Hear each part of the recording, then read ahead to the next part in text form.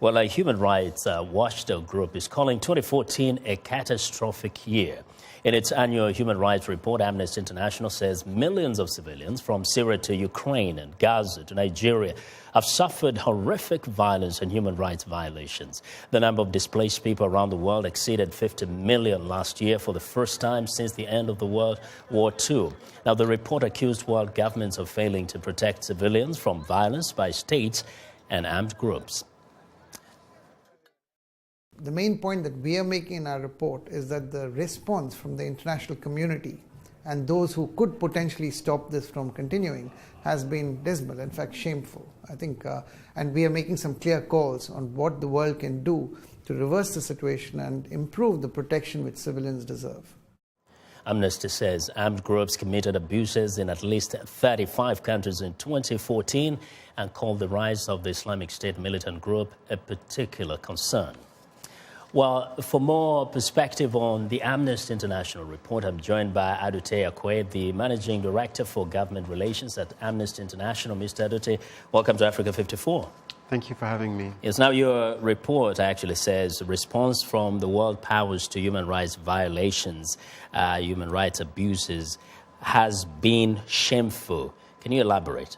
Yes, we are very upset at the lack of action and leadership at the UN Security Council, where the P5, the major permanent members of the Security Council, have used their veto to prevent effective action by the UN in the Ukraine, in Syria, and in other major conflicts. Mm-hmm. And what we are recommending is that when there is actually a documented situation of mass atrocities amounting to the level of war crimes or genocide, these P5 members should relinquish their veto rights. Now, why does it appear that the permanent members are not as interested in protecting human rights and human abuses in these countries where it happens? You would think they're at the forefront. Absolutely, and they should be, because that's the charge of the Security Council, to be the kind of point of decision-making for the United Nations. What appears to have happened is that a number of the P5 members have been protecting close allies or been trying to block or intervene for whatever regional or political self-interest, effective action by the international community. And that's what's really been at the heart of this. Let's take a specific situation, like in northeastern Nigeria, where Boko Haram has been conducting a campaign of terror. How did the permanent members of the UN Security Council, for example, prevent this from being resolved? What could have happened differently?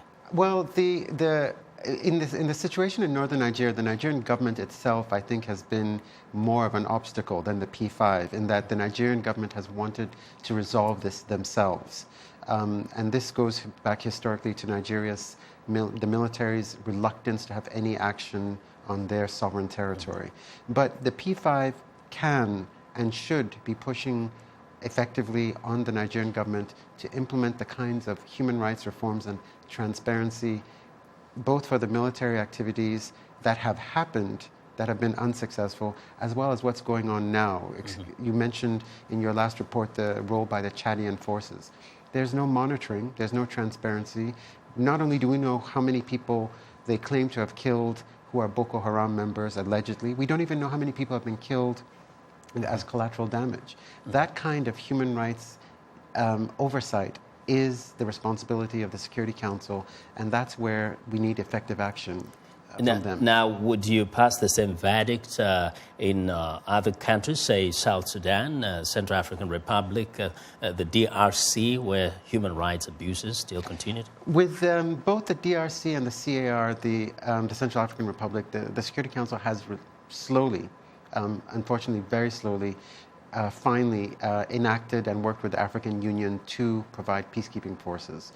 The mandates there have been sometimes limited, and that has prevented them from effectively protecting civilians. But there are forces there. I think the real the most striking tragedies are the ones in the Ukraine and the ones also in oh my goodness, I'm forgetting in Syria, where just a total travesty and a refusal by the Russian permanent representative to allow a resolution to move forward has damned these people to such suffering. Very quickly, do you think the UN Security Council will actually even pay attention to your calls for the 5 members to, put themselves out of the table whenever serious decisions are to be made in situations of genocide, for example?